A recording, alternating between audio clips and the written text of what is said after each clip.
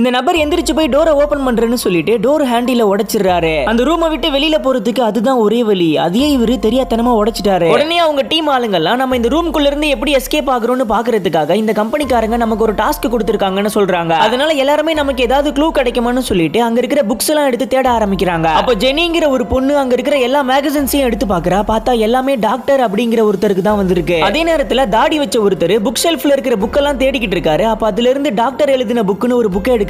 அதை ஓபன் பண்ணி பார்த்தா அதுக்குள்ள ஒரு ஸ்க்ரூ டிரைவர் இருக்கு. அதை வச்சு நம்ம எப்படி அந்த டோரை ஓபன் பண்றதுன்னு யோசிச்சுட்டு இருக்கும்போது லூசிங்கிற ஒரு பொண்ணு அந்த புக்ல இருக்கிற டைட்டில படிக்கிறா. பார்த்தா ஃபாரனைட் 451 எழுதி இருக்கு. அதை பார்த்த உடனே அந்த பொண்ணு ஓடி போய் அந்த டோர் லாக்ல 451 போட்டு பாக்குறா. பார்த்தா அப்ப கூட அந்த டோர் ஓபன் ஆகவே இல்ல. அதுக்கு பதிலா சீலிங்ல இருக்கிற ஹெட் லாம்ப் எல்லாம் எரிய ஆரம்பிச்சு அந்த ரூம்குள்ள ஹீட் வர ஆரம்பிச்சிருது. அப்பதான் அவங்களுக்கே புரியுது இது ரூம் கிடையாது, இது ஒரு ஹெவன்னு சொல்லிட்டு. அப்போ சுருட்ட முடி வச்ச ஒருத்தர் அங்க இருக்கிற ஃபயர் எக்ஸ்டிங்விஷர் எடுத்து டோரை உடைக்கலான்னு பாக்குறாரு. ஆனா அது பிளாஸ்டிக்னு தெரிஞ்ச உடனே அதை தூக்கி போட்டுறாரு.